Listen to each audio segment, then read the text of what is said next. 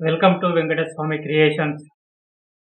మనం ఈ వీడియోలో తెలుగు అక్షరాలు పెద్ద క నవ్వితే ఎలా ఉంటుంది అనే ఆలోచనతో ఈ వీడియో చేయడం జరుగుతుంది.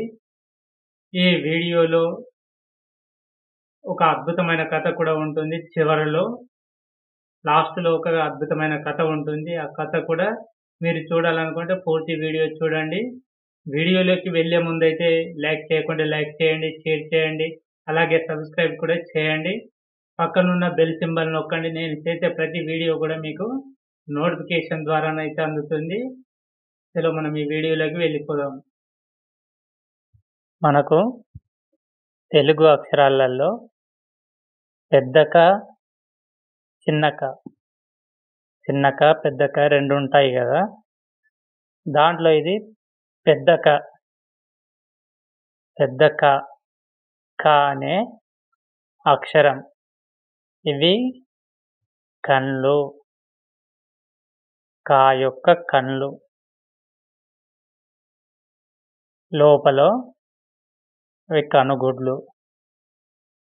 అంటే పెద్ద క నవ్వితే ఎట్లా ఉంటది అనే ఆలోచనతో మనం ఈ పెద్ద క అనే డ్రాయింగ్ చేస్తున్నాము. ఇలా పెద్ద నాలుక, క యొక్క పెద్ద నాలుక. ఇది పెదవి. ఈ పెదవి మళ్ళా ఇలా ముఖం, క యొక్క ముఖం. ఇదొక నీళ్ళ చుక్క. మనం ఇలా యెల్లో కలర్ తోటి నింపేయాలి. పసుపచ్చ కలర్ తోటి మొత్తం ఇదైతే నింపేస్తున్నా నేను. ఇలానైతే మనం నింపేసుకోవాలి. అప్పుడే అందంగా కనిపిస్తుంది. ఇలా రెడ్‌తో వేసుకోవాలి.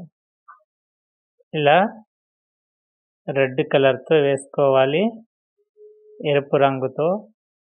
అప్పుడే చాలా అందంగా కనిపిస్తుంది. ఇది పెదవి. ఇలానైతే వేసుకోవాలి. ఇది బ్లూ కలర్, నీలి కలర్. ఇలా అవుట్‌లైన్‌తో బ్లాక్ స్కెచ్‌తో అవుట్‌లైన్ మొత్తం ఇస్తున్నాను. ఇలాగైతే నీట్‌గా ఇయ్యాలి అవుట్‌లైన్. మన చేతి వణకకుండా ఇలాగైతే మెల్లగా చేసుకోవాలి. కదలకుండా చేసుకోవాలి. అప్పుడే నీట్‌గా వస్తుంది. ఇలా లోపల కనుపాపల్లాగా ఇలా చేసుకోవాలి. ఇది నాలుక. ఇలా మనం అవుట్‌లైన్ చూడముచ్చటగా చేసుకోవాలి. ఇలా పెదవి బ్లాక్ స్కెచ్‌తో ఇస్తున్నాను. ఇలానైతే అవుట్‌లైన్ మొత్తం వేసుకోవాలి. ఇదొక నీటి చుక్క. ఇలా నవ్వినట్టు పెదవులకు కొద్దిగా వేసుకోవాలి. మళ్ళా ఇలా బ్లూ కలర్ పెన్సిల్‌తో కను లోపల అంటే కనుగుడ్లకు కొద్దిగా షేడింగ్ అయితే ఇవ్వాలి. అప్పుడే అందంగా కనిపిస్తుంది. ఇలా బయట పక్కకు కొద్దిగా డార్క్ చేసుకోవాలి. లోపలి భాగంలో కొద్దిగా లైట్ చేసుకోవాలి. అప్పుడే మనకు నీట్‌గా వస్తుంది. మంచిగా కనిపిస్తుంది. ఇలా వేసుకోవాలి. ఇలా వేసుకుంటేనే మనకు అవుట్‌లుక్ అనేది చాలా బాగా వస్తుంది. ఇలా చేసుకోవాలి. మళ్ళీ అక్కడక్కడ ఇలా బ్లాక్ పెన్సిల్‌తో షేడింగ్ ఇస్తున్నాను. ఇలా మంచిగా షేడింగ్ ఇవ్వాలి.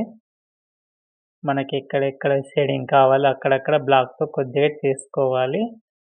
అప్పుడే మనకు నీడలు అనేవి ఎక్కడెక్కడ ఉన్నది అనేదైతే తెలుస్తుంది.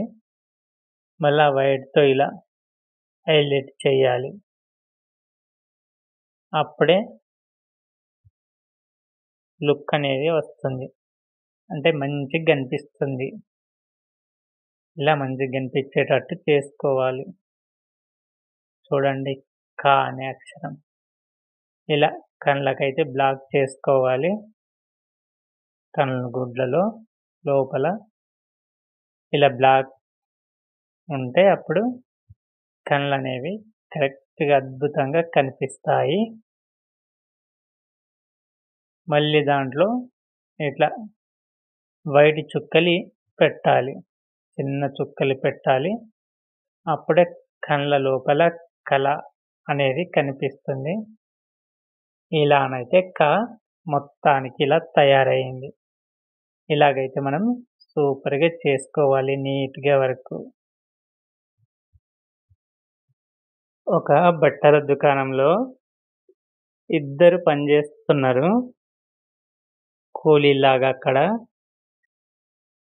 అలా పనిచేస్తున్న కొద్ది కాలంలో వాళ్ళ యజమాని, వాళ్ళ సేట్ ఏమన్నాడు, మీరిద్దరు నమ్మకస్తుల్లా ఉన్నారు. కాబట్టి ఒకరు కౌంటర్ మీద కూర్చోపెడతాను అన్నాడు. అయితే వాళ్ళకు నాలుక కోసినా కానీ అక్షరం ముక్క రాదు.